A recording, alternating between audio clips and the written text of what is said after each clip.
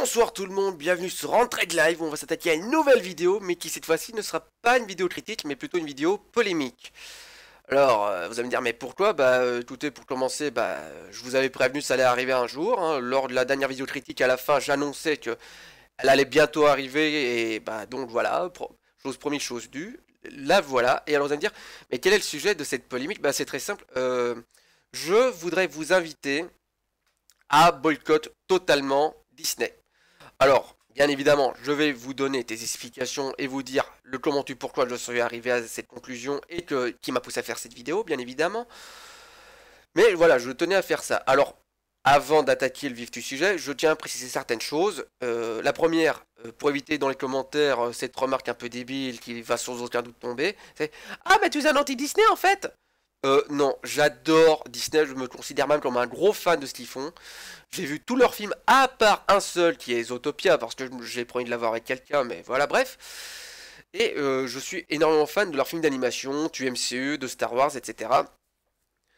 Parce qu'à chaque fois, je trouve qu'ils font des putains de révolutions techniques et technologiques qui font avancer le cinéma de ouf, notamment le film d'animation. Il suffit de voir ce qu'ils ont fait avec, par exemple, Le Roi Lion, La Petite Sirène, la Reine des Neiges, etc.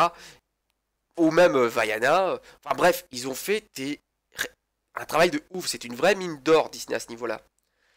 Mais ce qui me dérange et qui m'a poussé à faire cette vidéo-là, c'est que Disney, en contrepartie, ce sont les professionnels du retournage de veste, hein, je l'ai souvent dit dans mes vidéos critiques par rapport à leurs films, et aussi de mensonges.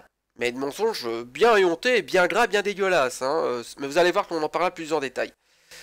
Et voilà, avec toutes les casseroles qui se sont payées et les toutes récentes qu'on va aborder en toute fin de vidéo, non, je suis désolé, mais moi, le simple hashtag boycott Mulan, non, c'est pas assez. Là, il faut vraiment totalement boycott Disney. Il faut leur faire comprendre que ce qu'ils ont fait, c'est très très grave. Ça va trop loin là.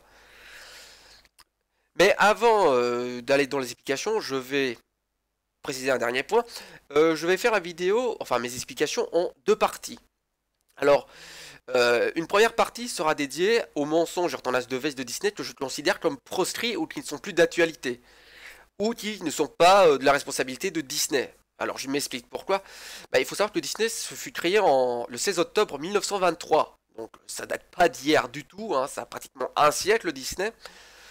Et certaines choses ne peuvent pas leur être reprochées parce que entre temps la direction a changé au moins 3 fois sur cette période. Et certaines choses qui sont passées ne sont pas du tout rattachées à Disney. Et pour moi, leur reprocher ces faits-là que je vais citer là maintenant, c'est un peu comme dire à quelqu'un, hey, toi là t'es un gros fils de pute parce que ton arrière-arrière-grand-père a traité le mien de connard. Vous voyez, c'est... Il n'y a pas de rapport direct entre ces deux personnes-là ou avec les différentes directions Disney. Bon, c'était vieille casserole qu'on peut pas leur jeter à la figure en disant c'est votre faute. Ça serait totalement hypocrite, irresponsable et malhonnête. Alors on va donc attaquer avec les mensonges et les casseroles de Disney que je considère comme proscrits ou qui ne sont pas les responsabilités actuelles de Disney. Donc le premier cas, ce fut le parc d'attractions Disney, le tout premier qui fut ouvert. Et qui fut ouvert et inauguré par Walter Disney en personne. Parce qu'il faut savoir une chose, quand il a ouvert le parc et qu'il a fait tout un bordel avec la presse, des gros invités et tout pour y aller, le parc il était pas du tout fini. En fait les camions de chantier s'étaient barrés genre mais 4-5 heures avant que les gens arrivent. Parce que pour vous donner le niveau, certaines pistes, certaines routes du parc, le goudron n'était même pas encore sec, et ça collait aux chaussures des visiteurs. Les fontaines d'eau n'étaient pas du tout installées, parce que sur la fin des travaux, ils avaient le choix, soit on finit les WC, soit on finit les fontaines d'eau, mais on n'a pas le temps de faire les deux. Et donc Walter a dit, faites les chiottes. Et certaines attractions étaient, pour certaines, même pas achevées, c'était encore en travaux et à la vie du public. D'autres étaient, soi-disant, achevées ouvertes, mais ne respectaient pas les normes de sécurité. Putain, heureusement qu'il n'y a pas eu de drame. Et voilà, le parc était vraiment pas du tout en état d'être ouvert et il méritait pas qu'on fasse tout un bordel avec la télévision de l'époque et tout pour l'ouvrir. Et Disney, enfin Walter Disney qui se pointe en mode ah le parc est génial, il est merveilleux. Alors qu'absolument pas, voilà, ça commençait déjà mal. Alors sinon, évidemment, il y a eu la production et la sortie de La Mélodie du Sud, qui est l'un des pires films que Disney ait pondu, si ce n'est le pire. Parce que bon, pour vous donner le niveau là, ce film a été classé parmi les 10 films les plus racistes de l'histoire du cinéma et au monde. Je pense que ça vous donne le niveau du truc. Et en plus de ça, Disney, ses directions, surtout celle de T1006, avait hésité à faire une sortie VHS et DVD du truc. Ouf. Oh là là là là là. Heureusement, ils l'ont pas fait. Mais ouh, c'est chaud quand même que ça revienne encore sur le plateau, ça. Parce que pour moi, bah, non, ça ne devrait pas en fait. Vous dites ce film c'est de la merde, vous le sortez plus, vous en parlez plus jamais en fait. Et alors sinon, bah, dans les années 40, bah, il y a eu un peu la correspondance que Walter Disney a entretenue avec le Troisième Reich et Adolf Hitler lui-même. Parce que bon, j'explique. Euh, Walter Disney a offert à Adolf Hitler directement une version cinéma, enfin, des One de Blanche-Neige et les Sept Nains à Adolf Hitler en cadeau. Et Adolf Hitler adorait ce film, c'était son film préféré et il faisait très souvent des séances privées avec ses amis et collaborateurs les plus proches pour le regarder ensemble. Et Hitler a littéralement envoyé une invitation à Walter Disney en disant ouais, si tu veux, tu peux venir dans le Troisième Reich, on t'acceptera et on te fera à rien et tout. Et Walter Disney n'avait pas l'air trop contre, mais en même temps il était extrêmement raciste, hein, cet homme, faut le savoir. Et ce qui a fait que la retourné sa veste, bah, c'est qu'il y a eu la guerre, enfin les États-Unis sont entrés ouvertement en guerre après l'attaque de Pearl Harbor, et là il a eu le choix entre soit perdre toute sa société et finir en tôle pour trahison, soit enrichir Hitler et faire des trucs de propagande américaine. Évidemment, il n'a pas folle la guêpe, mais je pense que sur l'idée, s'il aurait pu, on aurait sans doute mis qu'une croix gammée.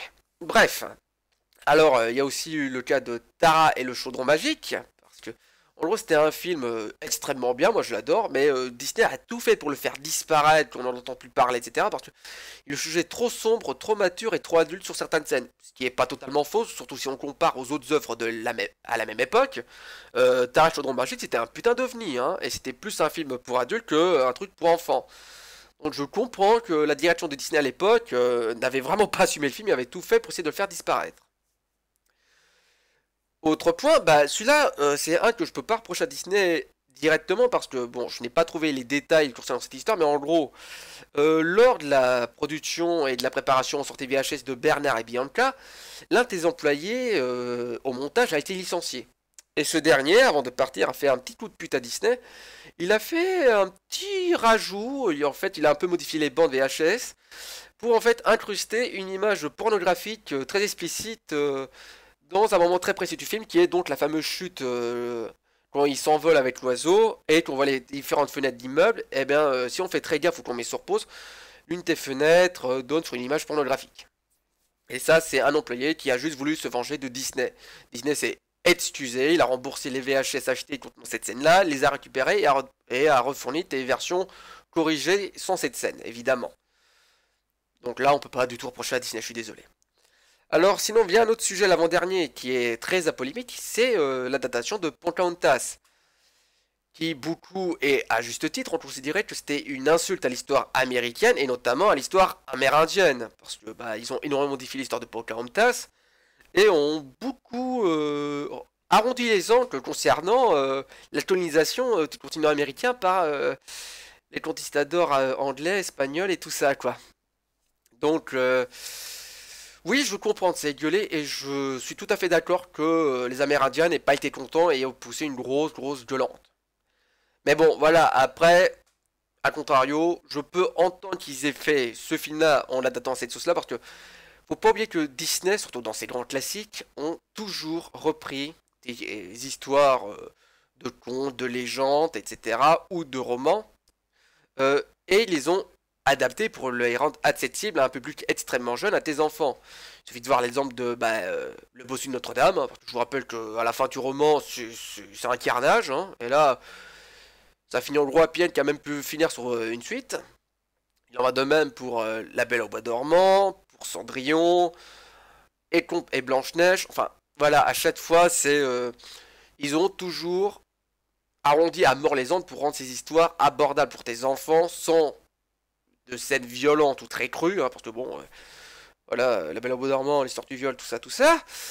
Donc, je comprends qu'ils aient fait ça pour permettre de raconter cette histoire, mais à tes enfants. Donc là-dessus, je ne le reproche pas directement. Alors après, je suis tout à fait d'accord, c'est extrêmement maladroit et très mal avisé d'avoir fait ça. Mais bon, voilà, ils ont voulu tester un truc, ils se sont plantés. Je pense que ça peut arriver à n'importe qui. Maintenant, oui, il fallait leur gueuler dessus pour leur faire comprendre de plus le refaire ça. Mais leur ressortir ça maintenant, je trouve que ça serait dégueulasse.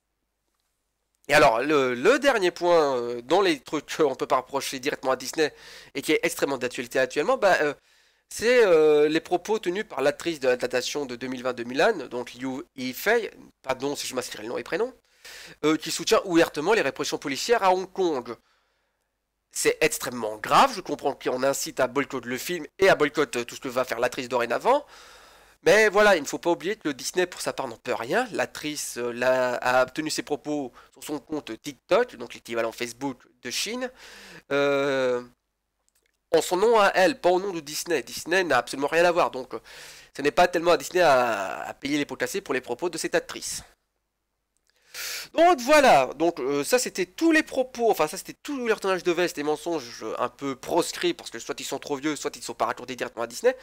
Maintenant je vais vite aborder un autre point très brièvement, c'est les promesses tenues de Disney parce que je trouve que, oui, je vais leur balancer toutes les conneries qu'ils ont fait, mais ils ont quand même tenu certaines de leurs promesses et il était quand même bon de le souligner, je pense.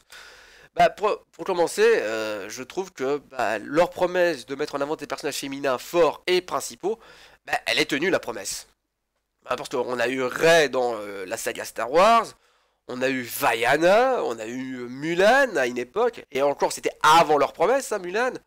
On a eu Anna de la Reine des Neiges. Vraiment, ils ont pu et ils ont réussi à mettre des personnages féminins forts, charismatiques et qui n'ont pas besoin d'être sauvés par un prince ou autre pour arriver à remplir leur mission, leurs objectifs, etc. ou à se développer. Donc ça, c'est une promesse tenue par Disney, on ne peut pas leur enlever. Et alors évidemment, ils tiennent toujours leur promesse qui est par rapport à nous offrir toujours de belles histoires qui nous fait rêver, ça, on peut pas dire le contraire les gars. Hein. Tous leurs films d'animation actuellement, La Reine des Neiges, Vaiana, Réponse, les Star Wars et compagnie, on en prend plein les jeux non-stop quoi. Alors certes, il y a des cafouillages par moment, mais toutes les boîtes de cinéma en font quoi. Et derrière, comme promis, il nous faut toujours des merveilles et des prouesses d'ingéniosité et d'innovation technique dans leurs œuvres. Parce que je veux dire, le coup du cheval en eau, dans l'eau, dans la Reine des Neiges, pour de la 3D, c'est un putain d'effort technique qu'ils nous ont pondu là. Hein. Ou même l'animation de l'eau et de l'océan, quand il prend conscience dans Vaiana, c'est une grosse baffe dans la gueule du monde. Hein. Donc là, je suis désolé, mais on ne peut pas reprocher à Disney de ne pas tenir ses promesses là. Par contre, maintenant, on va arriver dans les retournages de veste et les mensonges qui, là, par contre, me dérangent énormément, qu'on peut reprocher à Disney à l'heure actuelle, parce que c'était promesses que Disney a fait très récemment pour certaines, ou qu'ils ont fait il y a quelques années de cela et qu'ils ont absolument pas tenu en se foutant entièrement de la gueule du monde. Et là, je suis désolé Disney, mais on peut pas vous couvrir. Premièrement, il y a donc eu à la sortie d'Aladdin, et pour vous donner un peu le contexte, c'est que Robbie Williams, donc un énorme acteur de son époque, avait dit ouais, je veux bien doubler le génie, il n'y a aucun souci et tout, mais je ne veux pas être mis en avant dans le film parce que moi, je ne suis qu'un doubleur, ce n'est pas moi qui fais le plus gros du travail. Je veux qu'on mette en avant les animateurs, les dessinateurs et ceux qui créent le film, pas moi. Et Disney leur a dit oui, pas de problème, monsieur Williams, on ne fera pas ça, ne vous inquiétez pas, etc., etc. Ouais, alors pour ceux qui se rappellent TVHS, sortie cinéma et tout du film, non, ils n'ont pas du tout tenu leurs promesses. Ils ont tout misé sur le fait qu'il y avait Robbie Williams qui jouait un personnage dans le film, enfin qui en doublait un. Et résultat, Robbie Williams a été extrêmement fâché. Il a décidé de casser tous les potentiels contrats avec Disney.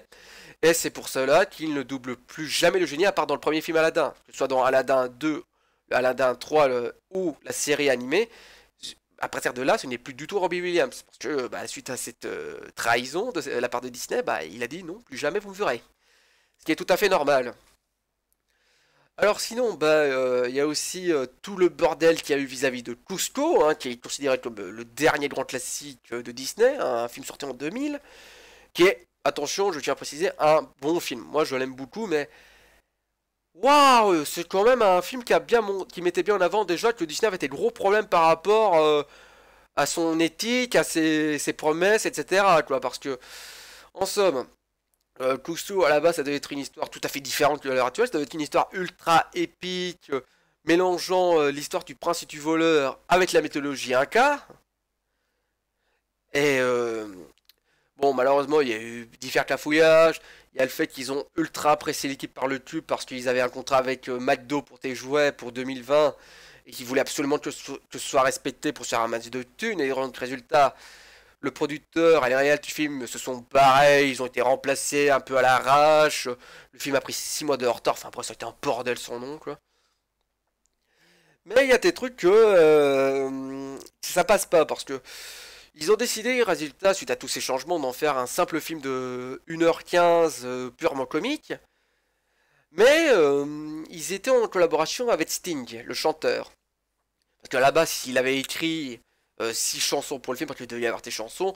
Mais vu qu'il y a eu tellement de modifs dans le film, bah, les chansons n'étaient plus raccord avec le film et donc ont été balancées à la poubelle. Ce qui a pu casser les couilles à Sting, et que je comprends largement. Quand tu passes ton temps à faire 6 chansons et avec les musiques et tout, finalement dire c'est de la merde poubelle, ouais ça casse les couilles. Mais en plus de ça, il faut savoir une chose, Sting est un énorme militant pour la préservation de la forêt amazonienne et de ses populations. Et Cusco, dans sa fin originale, on va dire, à la fin, Cusco devait construire un putain de parc d'attraction dans la forêt. Évidemment, Stig a pété un énorme plomb, disant qu'il n'avait pas milité pendant 20 ans pour protéger la forêt amazonienne pour que le film dans lequel il a passé 6 ans à s'investir dedans se termine sur la construction d'un parc d'attraction. Ce qui est tout à fait compréhensible. Et résultat, Disney a donc ouais, pas de problème, mais ils ont balancé donc ces chansons, et notamment les chansons qu'ils avaient fait pour le générique et tout, qui ont juste été balancées dans le CD bonus anniversaire des chansons Disney.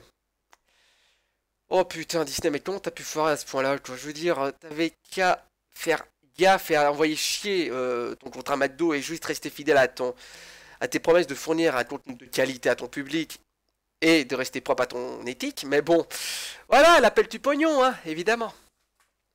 Alors, sinon, bah, Disney avait promis de mettre en avant des personnages d'ethnie et de minorités diverses et variées. Promet semi à respecter quand même, hein, parce que certes, on a eu donc Vaiana, donc une jeune femme polynésienne, etc. Mais comment vous expliquer? Dans le cas de Vaiana, certes, ils ont tenu promesse, mais ils ont aussi enculé les Polynésiens, parce que j'explique. Donc, ils voulaient adapter la mythologie polynésienne et haïtienne dans leur film Vaiana, ou Moana, mais bon, ça, le titre a été changé suite à des problèmes de droit, de nom, etc. Mais bon, ça, on peut pas leur reprocher, parce que c'est pas eux qui ont fait chier, ils ont juste voulu esquiver un procès. Bref, donc, en somme, ils avaient promis au peuple polynésien que voilà, oui, on va faire un film, on va respecter à mort l'histoire et tout le tralala. Et ça a été tenu, hein. Et le peuple polynésien a donné leur accord pour qu'ils exploitent leur culture et tout. Mais il y a juste un point sur lequel ils ont dit à Disney, si vous ne respectez pas, on ne fait rien. Ce point était de ne pas faire de merchandising ou de commerce directement sur le personnage de Maori. Parce que j'explique, Maori donc est un demi-dieu très important dans leur folklore, dans leurs histoires, dans leur culture. Et il faut savoir que dans la mentalité polynésienne, la culture, la religion, etc., est un savoir qui doit être transmis gratuitement et sans jamais demander de contrepartie. C'est une chose que tout le monde doit avoir accès gratuitement. C'est c'est une règle. Pour eux, c'est un pilier de leur religion, ça. Et pour eux, il était hors de question que Maori devienne du merchandising. Merchandising, pardon, j'ai massacré le mot. Et Disney avait promis que oui, ne vous inquiétez pas, on ne fera pas ça, on vous le promet, tout va bien. Seulement voilà ce qui s'est passé, bah, le film est sorti et bah, oui, ils ont pas tenu leur promesse, ils ont fait du merchandising sur Maori. En vendant des figurines, des costumes Maori, le fameux hameçon de Maori, etc. Résultat, le peuple polynésien a été outré, ils ont fait un scandale, ils ont incité une action juridique contre Disney, que Disney a tout fait bah, avec leur pognon évidemment. Mais le peuple polynésien s'est senti extrêmement insulté et trahi par Disney, et ça c'est inacceptable. Je suis désolé. Quand tu viens devant les gens, que tu leur fais une promesse officielle à la télé devant tout ça en disant aux gens, on va consulter tes minorités, on va faire tes films sur eux, et on va respecter leur culture, leurs principes, leur éthique, etc. On va tout respecter.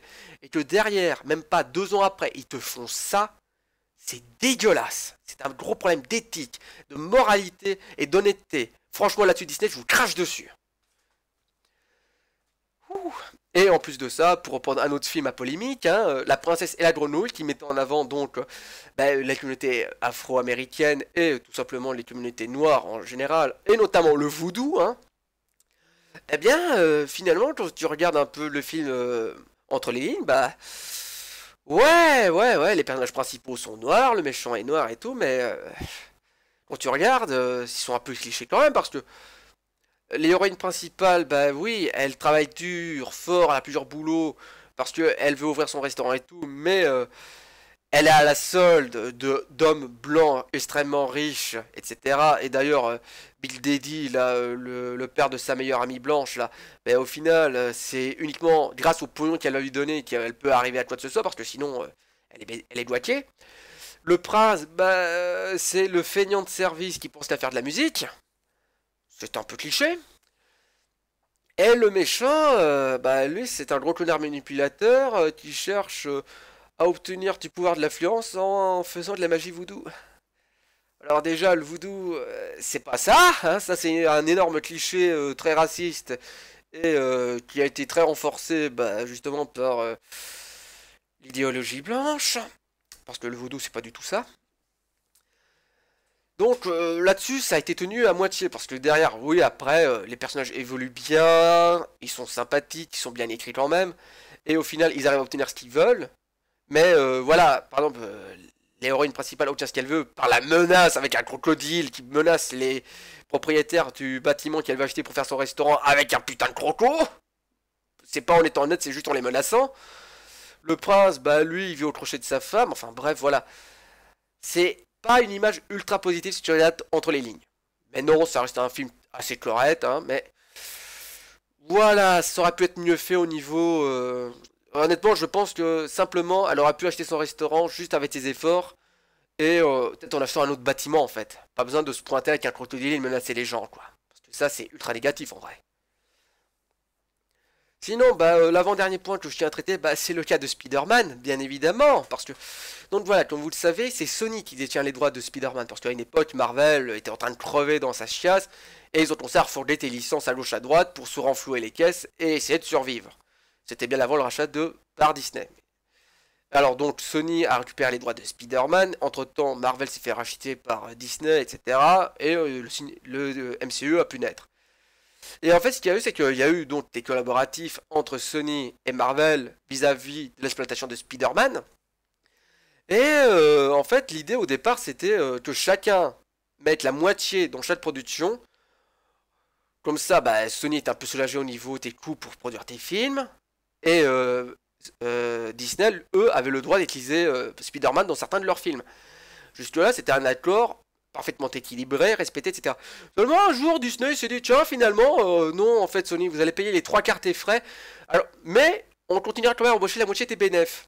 Donc en gros, ils disaient à Disney, bah, vous allez vraquer comme tes gros sacs, mais on va quand même empêcher la moitié des bénéfices comme convenu. Je suis désolé, mais je comprends que Sony ait pété un câble et voulu rompre le contrat. Vous imaginez le truc?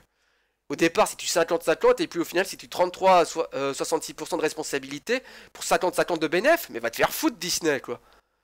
Tu t'es cru où, là? Vraiment, t'as aucune éthique. Putain, ils ont aucune éthique. Je suis désolé, mais ça m'énerve. Je suis désolé, je peux pas en parler calmement. Et bien évidemment, un autre point qui... ouh, lui aussi est pas mal dans la puterie incroyable. Bah, donc, il faut savoir que suite à la trilogie de Disney de Star Wars, eh bien, un énorme fan qui étudiait dans le cinéma, etc., avait fait le souhait de faire une série sur Vador. Alors, je pense que vous connaissez tous cette série de laquelle je veux parler. Et en gros, le mec avait contacté Disney en leur demandant, écoutez, je vous demande pas d'argent, je vous demande pas de matériel, rien, je voudrais juste vous m'accordiez le droit de faire une série sur Darth Vador avec mes moyens à moi, avec mon équipe, etc. Sans nous demander quoi que ce soit, parce que nous, on est juste des fans qui voulons faire un truc, car ça nous passionne. Et Disney avait dit, oui, allez, on est gentil, fais-le, ton truc, et on s'en fout un peu. Voilà, seulement le problème, c'est que le mec qui a fait son épisode, alors certainement, il y a quelques trucs qui sont pas encore top niveau qualité, mais putain, je chipote à crever. Parce que franchement, j'ai vu la série, elle est géniale. Cet épisode pilote, il est quali, quoi. Vraiment, j'aurais aimé voir la suite, quoi. Et ben, le truc a fait un buzz incroyable. Le truc a été vu des millions de fois sur YouTube et tout le tralala. Et là, Disney, ils se sont regardés un peu en mode, mais attends, mais ça marche la connerie à ce petit con. Ça fait du pognon, ça fait des vues. Et là, donc, Disney leur a fait un petit mail en disant, ouais, non, finalement, écoutez, ce qu'on va faire, on va vous donner un peu de moyens et tout, mais tous vos bénéfices, c'est à nous que ça reviendra, parce que c'est nos droits, c'est nos personnages, etc. Alors que Disney avait donné un accord écrit qui ne ferait pas ça. Donc Disney a littéralement retourné sa veste et a une nouvelle fois menti sans faire preuve de la moindre éthique envers cette personne, son équipe et son travail. Juste pour faire du pognon facile sur son dos à ce mec. Mais Disney, à quel moment vous en arrivez à ce point-là? Je veux dire, le mec c'était un fan, enfin c'est toujours un fan, qui aime Star Wars, qui ne voulait pas faire d'argent dessus, il voulait juste faire quelque chose qu'il aime, qui est dans sa passion, faire une belle histoire et tout. Et le mec, vous l'avez enculé à sec pour du fric. Alors que vous baignez dans le pognon, quoi. Je veux dire, vous avez racheté Marvel, vous avez racheté la Fox. Mais qu'est-ce qu'il vous faut de plus? Merde, vous êtes vraiment en chien au point de raqueter les pauvres gars qui font ce qu'ils peuvent pour juste se faire plaisir. Mais vous êtes vraiment des sales races. Ouh, ouh, ouh. Pardon. Et sinon, bah, on va arriver donc maintenant au point qui, pour moi, sont les points les plus graves, les plus monstrueux et qui fait que c'est eux qui m'ont incité à faire cette vidéo, à faire toute cette recherche et à vous inviter à boycotter Disney. Hein. C'est deux points. Bah, le premier point, donc, qui pour moi l'un des plus graves, donc, bah, c'est le gros foutage de gueule qu'ils ont vers la communauté LGBT. Parce que, voilà, Disney a tenu un discours au gros succès de la Reine des Neiges 2 en disant, voilà, on a décidé qu'on va soutenir à fond la communauté LGBT, on pense sérieusement à mettre un personnage principal LGBT. D'ailleurs, ils ont annoncé, ils avaient promis qu'ils pensaient sérieusement à ce que leur premier personnage ne soit nul autre que Elsa de la Reine des Neiges. Vous imaginez le truc. Ils avaient pensé, ils avaient promis qu'ils envisageaient que Elsa soit la première princesse Disney officiellement homosexuelle dans l'univers Disney. C'était une pompe quand ils ont lâché ça, parce que actuellement vous connaissez un peu le contexte LGBT, vous savez bien qu'il y a beaucoup de régions dans le monde, notamment la Chine, la Russie, en Amérique, même dans certains secteurs en Europe, où la communauté LGBT est extrêmement opprimée, maltraitée, agressée, violentée dans tous les sens du terme, et voire même tuée de manière extrêmement brutale, sauvage et violente. C'est une vraie guerre ouverte qui se passe actuellement. Et là, Disney qui veut apporter un énorme gros coup de pouce et de soutien et d'intégration à la communauté LGBT, c'est énorme. Moi franchement ils auraient fait ça, mais je me mettais à genoux devant eux. Hein. Et donc ce qui s'est passé, donc ils ont dit, mais voilà, on y pense fortement pour Elsa, et d'autres petits trucs qu'on va faire sur le côté, mais il nous faut du temps, parce qu'il nous faut des moyens techniques et du temps pour préparer la Reine des Neiges 2, ce qui est tout à fait normal, etc. Seulement, ben voilà, plusieurs années se sont écoulées, putain, ça c'est peu de le dire, et finalement, bah, ils ont fait un communiqué en disant, ouais, finalement, on va retourner notre veste, on ne va pas mettre de personnages principaux LGBT à l'heure actuelle, parce qu'en fait, bah, en fait, on aime le pognon, vous voyez, parce que si on fait ça, on doit renoncer au marché russe, on doit renoncer au marché chinois, et à certains secteurs et pays qui... Ah oui, comme les pays musulmans, etc. Parce que bah, on aime le pognon. Donc en gros, Disney a encore une fois menti et fait preuve d'un total manque pardon, d'éthique vis-à-vis de leurs promesses en la communauté LGBT juste pour se faire du pognon. Et en plus de ça, faute encore plus de mauvais goût, ils ont été en mode donc on espère que le contexte s'adoucira avec le temps, parce qu'on pense peut-être le faire finalement pour la Reine des Neiges 3. Ouais, parce qu'il faut pas déconner, il y aura une suite à la Reine des Neiges, quoi. Il y en aura un 3. Ça a tellement bien marché le 1 et le 2 que je vois pas pourquoi ils le feraient pas, quoi. Mais moi, ce qui me cause problème, c'est que Donc ils retournent leur veste vis-à-vis de la crise actuelle, alors que je suis désolé Disney, vous avez promis d'apporter un soutien, d'aider ces gens-là. Et là actuellement, c'est une vraie guerre ouverte entre les communautés LGBT et les gouvernements et les groupes opprimeurs qui leur cassent la gueule, mais littéralement. C'est une guerre ouverte, je vois pas d'autres termes. Et c'est maintenant que la communauté LGBT a besoin de soutien. C'est vraiment maintenant qu'il faut s'investir, prendre tes risques, se responsabiliser, aller à fond dans vos promesses. C'est maintenant, c'est pas dans 10 ans quand ce sera réglé d'une manière ou d'une autre. Parce qu'il sera trop tard. Là, c'est juste que vous vous adaptez en fait. Parce que là, il y a simplement qu'un mot à dire. En fait, vous attendez la fin de cette bataille et vous allez vous ranger de la vie du gagnant. C'est vraiment ça que vous êtes en train de faire. Vous n'allez pas me faire toi le contraire. Donc là, je suis désolé, mais non, c'est honteux ce que vous faites. C'est dégueulasse. Je comprends pas comment vous arrivez à faire ça et à vous dire ouais, on est bien, on dort bien la nuit. C'est honteux. Et maintenant, si vous voulez tenir un peu vos promesses, avoir un peu de race, un peu d'éthique, un peu de morale, c'est maintenant qu'il faut les soutenir ces gens-là. Et pas dans 10 ans. Désolé. Et sinon, pour reprendre un peu plus calmement, parce que aussi, à part ce petit problème vis-à-vis de la Reine des Neiges 2 et 3, il y a aussi leur scène, parce qu'ils avaient dit, ouais, on va mettre un couple LGBT dans Star Wars, vous allez voir et tout. Vous foutez pas de la gueule du monde encore. Parce que la scène en question, c'est une scène à la fin de l'épisode 9, où en gros, on voit deux femmes, à la toute fin du film, s'embrasser, mais la scène dure 2 secondes. Et c'est une scène qu'ils ont coupée dans les versions russes, chinoises et des pays arabes. Parce que c'est une scène très facilement enlevable en fait. Et c'est deux personnages qu'on s'en fout totalement. On ne sait pas qui ils sont, on ne sait rien d'eux, on s'en bat les couilles, on les a jamais vus du film. Donc, vos gueules. Vraiment, ça c'est se foutre de la gueule du monde. Ça c'est vraiment dire ah, vous avez vu, on a tenu nos promesses. Alors que non. Ça c'est juste un pansement sur une fracture ouverte que vous avez fait. C'est honteux. Donc voilà, Disney, il est temps de vous réveiller à ce niveau-là. Et sinon, l'autre point, et le dernier que je tiens à aborder, et ce sera la fin de cette vidéo, c'est par rapport à votre adaptation de 2020 de Mulan. Parce que, déjà de base, vous massacrez le propos du film d'animation que vous avez fait vous-même, hein, parce que là où ça met en avant l'égalité homme-femme, un personnage féminin fort et tout, vous avez tout massacré. Tout le message là a été balancé à la trappe pour faire un film sur l'honneur, la patrie, etc. Alors ça n'a jamais été le propos du film à la base, hein, ni même de l'histoire en elle-même. Et en plus de ça, je pense que ça, je vais pas apprendre grand-chose, mais à la toute fin du film, durant le générique de fin, il faut savoir que Disney remercie profondément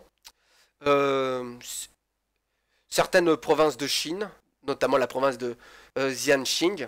Alors désolé, j'ai massacré le nom, bien que je m'en fous un peu, qui pratique et où a été tournée certaines scènes, hein, petite info, hein. Sachant que ces provinces pratiquent l'internement, le travail forcé bien évidemment, de la communauté ouïghour. Alors la communauté ouïghour, qu'est-ce que c'est? C'est une communauté musulmane, en très faible minorité, qui sont, à cause de leurs principes religieux, qui sont séquestrés, enfermés dans tes prisons, obligés de travailler de force, maltraités, mal nourris, qui n'ont droit à aucun soin, et qui a des dizaines de morts tous les jours. Sans parler que, en plus de ça, ils pratiquent des stérilisations forcées sur ces gens. C'est des crimes contre l'humanité, ça. C'est extrêmement grave. Parce que ça, hein, pour vous donner un peu le contexte, pour donner une échelle un peu plus visible pour tout le monde, hein, c'est comme si en 41, ils avaient fait un film à Auschwitz, qu'ils avaient fait des scènes là-bas et qu'ils avaient remercié le régime nazi. Hein, c'est exactement ça qu'ils sont en train de faire. Tout ça pourquoi? Simplement parce que Disney rêve de s'infiltrer dans le marché chinois, parce que c'est un marché qui pourrait, qui pourrait rapporter des milliards à Disney, tellement que ils sont pétés de thunes, ils sont ultra nombreux. C'est une putain d'Eldorado pour eux ça. Et pour ça, ils sont prêts à vendre leur éthique, leur morale, à ne tenir aucune de leurs promesses, à retourner leur veste. C'est horrible, c'est catastrophique ce qu'ils sont en train de faire. C'est pour ça que je vous invite à boycott Disney, parce que si vous laissez faire ça, vous allez les encourager à continuer. Parce que, oui, je sais qu'il y a le hashtag boycott Mulan, mais ce n'est pas assez. Parce que, oui, ok, ça va leur servir de leçon, ça va mettre une claque dans la gueule. Mais regardez, que ce soit la Mélodie du Sud, que ce soit leur premier envers LGBT, Pocahontas, ou d'autres cas comme Robbie Williams et tout, toujours, au bout de quelques années, quand l'affaire est tassée, ils recommencent leur connerie. À chaque fois. Parce que un film boycott, ils vont perdre certes des millions, etc. Mais ils vont toujours s'en relever parce qu'ils ont 40 000 films derrière qui vont les rattraper. Que ce soit le MCU, d'autres films Disney animation, etc. Non, c'est qu'il faut. Et qu'il leur mettrait une bonne claque. Et que si vraiment ça suffit pas à les calmer, bah là, je sais pas ce qu'il faut. Je sais pas ce qu'il faut. C'est un boycott total de leurs produits, de leurs films, de tout ce qu'ils font. Si vous faites ça, là, ils n'auront pas le choix. Ils vont s'asphyxier, ils vont crever la gueule ouverte, et là, ils n'auront pas le choix de se remettre en question une bonne fois pour toutes. Et s'ils n'y arrivent pas, ah bah, je suis désolé, même si j'aime Disney, que j'adore Disney, eh ben, ils méritent de crever et de faire mettre la clé sur porte. Et désolé si j'ai eu des dératés sur cette vidéo sur la femme, mais c'est un sujet qui me tient à cœur. C'est horrible ce qui se passe. C'est scandaleux. Et je ne comprends pas comment Disney peut faire ça et s'espérer s'en sortir indemne. Et que certains gens arrivent encore à les soutenir ouvertement. C'est incroyable, ça me dépasse. Sur ce, bah écoutez, je tiens à vous remercier sincèrement de l'attention que vous m'avez accordée. Je suis désolé pour la longueur de cette vidéo, mais voilà, c'est un message que je voulais absolument communiquer avec vous, être le plus clair possible, le plus simple possible pour être le plus compréhensible. Et vous inviter donc à bien réfléchir là-dessus, et à réfléchir à ce qui est bon. Est-ce qu'on veut vraiment soutenir un empire qui est en train de acquérir un monopole et qui n'en a plus rien à foutre d'ici quelques années si on les laisse faire de toute forme d'éthique? Ou est-ce qu'on veut mettre le haut là maintenant, les ramener dans le droit chemin et espérer que ça n'arrive plus jamais de telles choses? Voilà, je vous laisse réfléchir là-dessus. Moi sur ce, je vous dis à très bientôt pour de prochaines vidéos qui seront bien évidemment plus terre à terre, parce qu'on va reprendre des vidéos critiques, etc. On regarde l'avatar de cinéma. Et entre-temps, je me meublerai donc avec un nouveau concept de vidéo qui seront les rétro-critiques, mais j'expliquerai ça plus en détail avec la sortie de la première. Allez, sur ce, je vous souhaite une excellente journée et merci pour tout, et à la prochaine sur Entraide Live!